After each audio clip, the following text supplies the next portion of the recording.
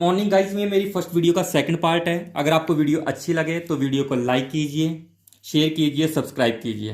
तो चलो अब हम क्वेश्चन पे फोकस करते हैं। क्वेश्चन क्या बोल रहा है यहाँ पे देखिए, यदि राष्ट्रपति का पद मृत्यु, इस्तीफे या पद से हटाए जाने के परिणाम स्वरूप खाली हो तथा उपराष्ट्रपति भी उपलब्ध ना हो तो राष्ट्रपति के पद का कार्यभार कौन संभालता है। तो यहाँ पे देखिए, अगर प्रेसिडेंट किसी कारण से अब्सेंट है, ठीक है, तो उसकी जगह वाइस प्रेसिडेंट जो होता है काम करता है राष्ट्रपति के रूप में। अगर वाइस प्रेसिडेंट जो है वो भी अब्सेंट है तो चीफ जस्टिस जो होता है सुप्रीम कोर्ट का वो काम करता है राष्ट्रपति के रूप में। अगर चीफ जस्टिस जो है सुप्रीम कोर्ट का वो भी अब्सेंट है तो चीफ सीनियर जज जो होगा सुप्रीम कोर्ट का वो राष्ट्रपति के रूप में काम कर सकता है। तो यहाँ पे कौन कौन से क्वेश्चन आपके बनेंगे, यहाँ पे देखिए, chief justice of supreme court, पहले चीफ जस्टिस कौन थे सुप्रीम कोर्ट के, तो उनका नाम था हीरा लाल जे कानिया। याद रखें इस बात को। अभी अगर पूछेगा 48th, तो अभी के जो हमारे पास चीफ जस्टिस हैं उनका नाम है NV रमन्ना। ये बार बार क्वेश्चन जो है पूछा जाता है। वाइस प्रेसिडेंट के बारे में अगर पूछेगा तो वाइस प्रेसिडेंट का क्या नाम है, M वेंकैया नायडू। तो ध्यान दें, सही से देखें। फर्स्ट चीफ जस्टिस पूछेगा सुप्रीम कोर्ट का, सर्वोच्च न्यायालय का पहला मुख्य न्यायाधीश कौन था, तो उनका नाम था हीरा लाल जे कानिया। अगर पूछेगा कि 48th अभी या करंट के जो अभी चीफ जस्टिस हैं सुप्रीम कोर्ट के, उनका क्या नाम है, उनका नाम है NV रमन्ना। तो जैसा कि क्वेश्चन पूछा गया है, राष्ट्रपति भी अगर नहीं है पद पर, उपराष्ट्रपति भी उपलब्ध नहीं है, तो राष्ट्रपति के पद का कार्यभार कौन संभालेगा, तो राष्ट्रपति के पद का कार्यभार जो है सर्वोच्च न्यायालय के मुख्य न्यायाधीश संभालेंगे। और अभी जो है हिस्ट्री में सिर्फ एक बार ऐसा हुआ है कि किसी मुख्य न्यायाधीश ने एज अ राष्ट्रपति जो है उन्होंने काम किया है, उनका नाम था M हिदायतुल्लाह। तो ये क्वेश्चन भी पूछा जाता है कि सर्वोच्च न्यायालय के वे कौन से मुख्य न्यायाधीश थे जिन्होंने राष्ट्रपति के रूप में कार्य किया, तो उनका नाम था M हिदायतुल्लाह। ये याद रखें इस क्वेश्चन को। क्या नाम था, उनका नाम था M हिदायतुल्लाह। अब नेक्स्ट क्वेश्चन देखिए, नेक्स्ट क्वेश्चन क्या है, राष्ट्रपति किसकी सलाह पर केंद्रीय मंत्री को हटा सकता है। देखो, ये जो केंद्रीय मंत्री होते हैं इनकी नियुक्ति जो की जाती है वो प्रधानमंत्री की सलाह पर राष्ट्रपति करता है। अगर उनको हटाना है तो राष्ट्रपति को प्रधानमंत्री की सलाह लेनी ही पड़ेगी। तो क्या पूछा गया है क्वेश्चन, राष्ट्रपति किसकी सलाह पर केंद्रीय मंत्री को हटा सकता है, तो किसकी, प्रधानमंत्री की सलाह पर जो है वो केंद्रीय मंत्री को हटा सकता है। तो नेक्स्ट क्वेश्चन क्या है हमारे पास, नेक्स्ट क्वेश्चन है, निम्नलिखित में से किस प्रधानमंत्री का कार्यकाल सबसे छोटा रहा है। ठीक है, तो सबसे छोटा कार्यकाल रहा है वो रहा है अटल बिहारी वाजपेयी जी का कार्यकाल जो है वो बहुत छोटा रहा है। इनकी 13 दिन की सरकार बनी थी। ठीक है, अब हम करेंगे नेक्स्ट क्वेश्चन, कला, साहित्य, विज्ञान और सामाजिक कार्यों की विशेषज्ञता रखने वाले कितने राज्यसभा सदस्यों को राष्ट्रपति द्वारा मनोनीत किया जाता है। तो यहाँ पे हम थोड़ा सा राज्यसभा के बारे में पढ़ेंगे। ठीक है, तो यहाँ पे देखिए, राज्यसभा जो होती है संसद का सबसे उच्च सदन होता है। इसमें देखा जाए तो इसमें मैक्सिमम 250 मेंबर्स हो सकते हैं, लेकिन अभी करंट में अगर बात करें तो करंट में इसके 245 मेंबर्स हैं। और इन 245 मेंबर में से 12 मेंबर जो होते हैं वो राष्ट्रपति द्वारा जो है वो इलेक्ट किए जाते हैं। और ये 12 मेंबर साहित्य, विज्ञान, खेलकूद, कला, साहित्य आदि से जो हैं वो बिलोंग करते हैं। सबसे इंपॉर्टेंट बात, राज्यसभा जो है एक स्थायी सदन है, इसे कभी भी भंग नहीं किया जा सकता है।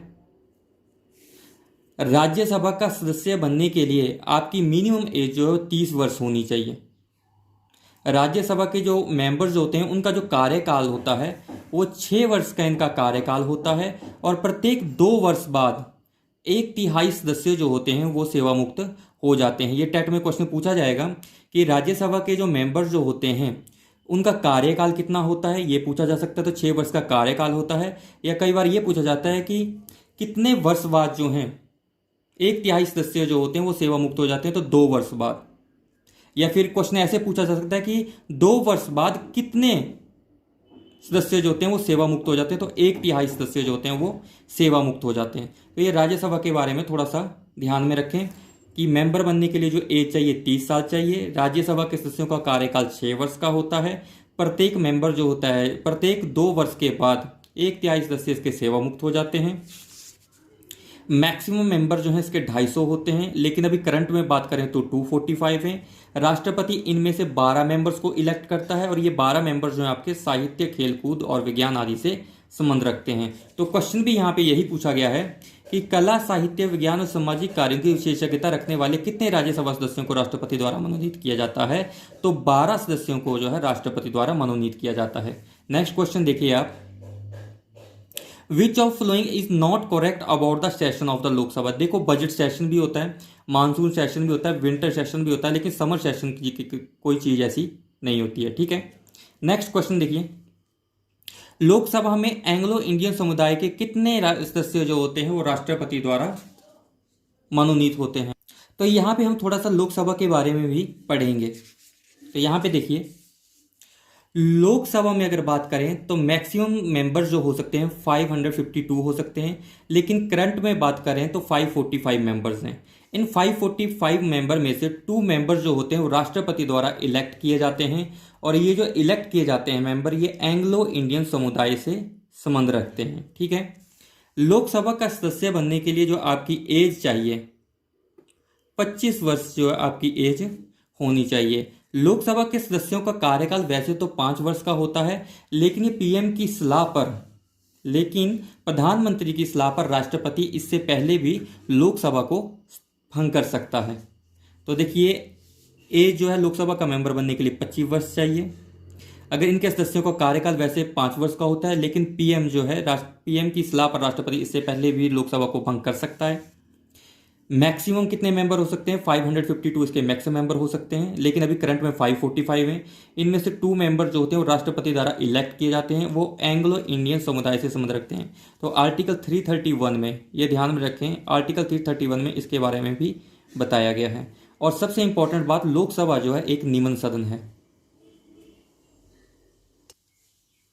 तो यहाँ पे क्या बात आ गई, लोकसभा में एंग्लो इंडियन समुदाय के कितने सदस्य राष्ट्रपति द्वारा मनोनीत किए जाते हैं? तो कितने किए जाते हैं? लोकसभा के 2, जो एंग्लो इंडियन समुदाय से संबंध रखते हैं, 2 ही मेंबर जो हैं वो इलेक्ट किए जाते हैं राष्ट्रपति द्वारा। What is the minimum age to become the member of Rajya Sabha? इसके बारे में भी हमने पढ़ाया अभी। तो राज्यसभा का मेंबर बनने के लिए आपकी क्या चाहिए? मिनिमम एज जो है 30 वर्ष की होनी चाहिए। तो नेक्स्ट क्वेश्चन क्या है, Pranab Mukherjee is the 13th president of India, लेकिन अभी 14th प्रेसिडेंट कौन है? श्री रामनाथ कोविंद जी जो हैं हमारे 14th प्रेसिडेंट हैं इंडिया के। नेक्स्ट क्वेश्चन देखिए, राज्य लोक सेवा आयोग के किसी सदस्य को उसके पद से कौन हटा सकता है? तो अब हम क्या करेंगे, राज्य लोक सेवा आयोग के बारे में थोड़ा सा डिटेल में पढ़ेंगे, देखिएगा। तो अब यहां पे देखिए, एक होता है संघ लोक सेवा आयोग, एक होता है राज्य लोक सेवा आयोग।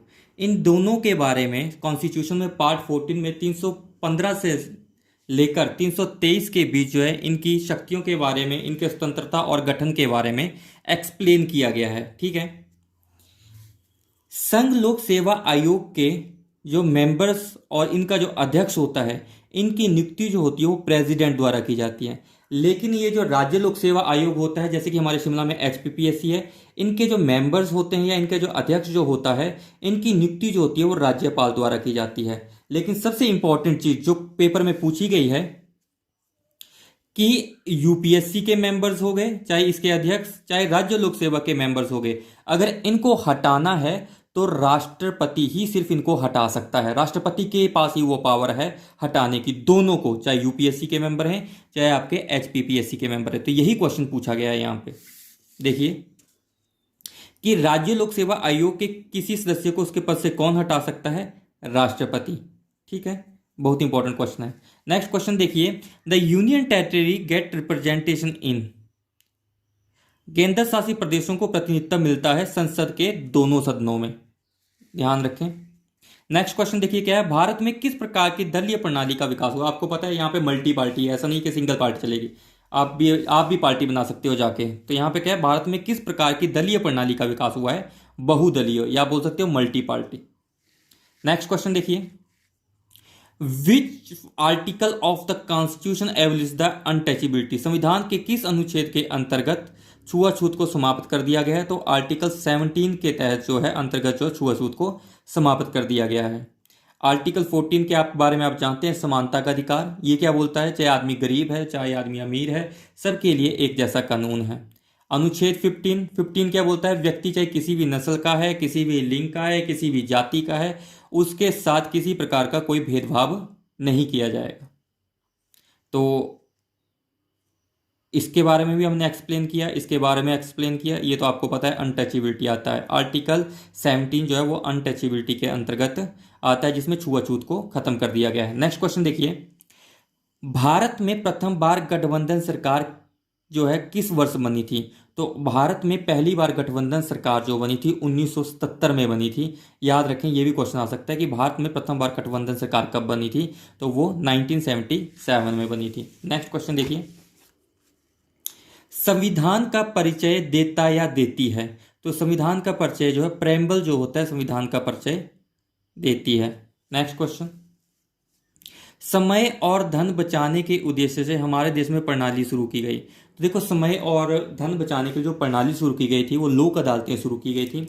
और पहली लोक अदालत जो थी उसका आयोजन जो था दिल्ली में किया गया था, 6 अक्टूबर 1985 को किया गया था। और वो जस्टिस PN भगवती की अध्यक्षता में किया गया था। उस दिन कम से कम 116 मामले जो थे वो निपटाए गए थे। तो ध्यान में रखें इस क्वेश्चन को भी। इस समय और धन बचाने के उद्देश्य से हमारे देश में कौन सी प्रणाली शुरू की गई है? लोक अदालतें। गाइस, मैं नेक्स्ट वीडियो में बहुत ज़्यादा इंपॉर्टेंट क्वेश्चन शेयर करूंगा। जिसने मेरा चैनल को सब्सक्राइब नहीं किया है वो मेरे चैनल को सब्सक्राइब कीजिए, ताकि आपके पास प्रॉपर नोटिफिकेशन पहुंचे।